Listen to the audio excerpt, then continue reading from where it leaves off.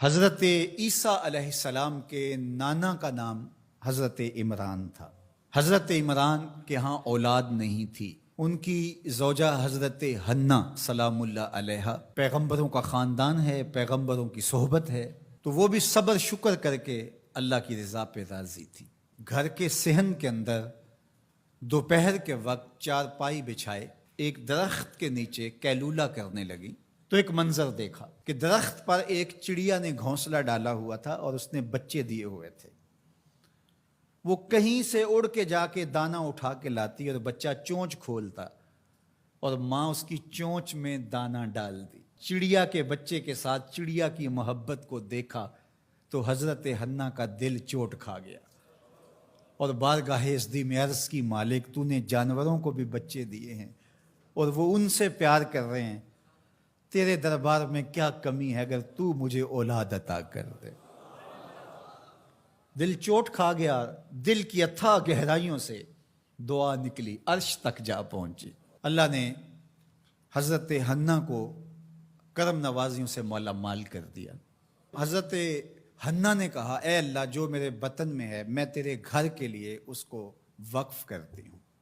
جب ولادت کے لمحے آئے تو حضرت حنا زوجہ عمران نے بیٹی کو جنم دیا تو پریشان ہو گئیں کہ مالک یہ تو بیٹی ہے، میں نے تو اس کو مسجد اقصیٰ کے لیے وقف کیا ہے اور وہاں سارے مرد ہیں، ایک لڑکی جب جوان ہوگی تو اس کو وہاں کیسے چھوڑ سکوں گی، منت میری کیسے پوری ہوگی۔ بہت پریشان ہوئی منت کی تکمیل کا سوچ کے کہ مالک یہ تو بیٹی ہے۔ آواز آئی، پریشان ہونے کی ضرورت نہیں حنا، جو تو نے بیٹی جنم دی ہے ایسے تو بیٹے بھی نہیں ہوتے۔ اس بیٹی کا نام کیا رکھا گیا؟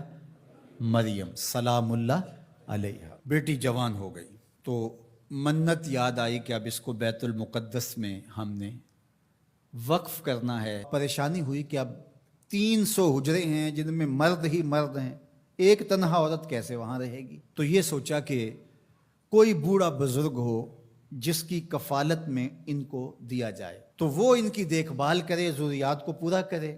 تو بہت سارے لوگ اس سعادت کے لیے تیار ہو گئے۔ پھر قرعہ ڈالا گیا، قرعہ فال نکلا حضرت زکریہ علیہ السلام کے نام۔ اللہ کے جلیل القدر پیغمبر اور رشتے میں خالو بھی لگتے تھے، کہا یہ سعادت میرے ذمہ رہی، اور چونکہ ان کے ہاں بھی اولاد نہیں تھی انہیں کہا ٹھیک ہے ہم اسے بیٹی بنا کے اس کا خیال رکھیں گے۔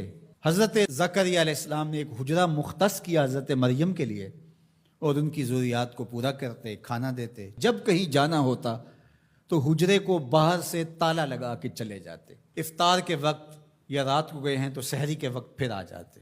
ایک دن حضرت زکریہ علیہ السلام تالا لگا کے کہیں گئے کام، واپس آتے ہوئے دیر ہو گئی اور افطار کے لمحے گزر گئے، بہت پریشان ہوئے تو خیر سامان لے کے تیزی سے پہنچے اور آ کے دروازہ کھولا، وجد عندہا رزقا، تو دیکھا بے موسم پھل پڑے ہوئے ہیں۔ حیرت تو یہ تھی کہ پھل ہیں، دروازہ مقفل ہے، باہر سے کوئی اندر نہیں جا سکتا، اندر سے کوئی باہر نہیں آ سکتا، پھل کیسے آئے؟ پہلی حیرت تو یہ، پھر پھل بھی بے موسم۔ قال یا مریم ان لک ھذا، اے مریم یہ کہاں سے آئے؟ قالت ھو من عند اللہ، کہا یہ میرے اللہ کی طرف سے آئے، یہ مجھے میرے رب نے دیے ہیں۔ ان اللہ یرزق من یشاء بغیر حساب، وہ جس کو چاہتا ہے بغیر حساب کے عطا کرتا ہے، اس کے لیے کوئی مشکل نہیں ہے۔ جو ماں کے پیٹ میں بچے کو رزق دیتا ہے، انڈے میں چوزے کو رزق دیتا ہے، وہ حجرہ مریم میں مریم کو رزق نہیں دے سکتا؟ اب حضرت زکریہ علیہ السلام کا ذکر آپ نے سنا کہ ان کے ہاں اولاد نہیں تھی، اور عمر کتنی ہو گئی تھی؟ 120 سال، اور آپ کی زوجہ کی عمر 100 سال ہوگی، تو اب تو امید بھی ختم ہو گئی اولاد کی۔ لیکن جب بے موسم پھل دیکھے نا تو اندر چھپی ہوئی امید کی موہوم سی جو چنگاری تھی وہ بھڑک اٹھی، اور حضرت زکریہ نے ہاتھ پھیلا لیے، ہنالک دعا زکریہ رب، مالک جب تو مریم کو بے موسم پھل دے سکتا ہے، میرے شجر عمر پر اولاد کے آنے کا موسم بیت گیا ہے، لیکن مالک کیا تو مجھے بے موسمی اولاد نہیں دے سکتا؟ حضرت زکریا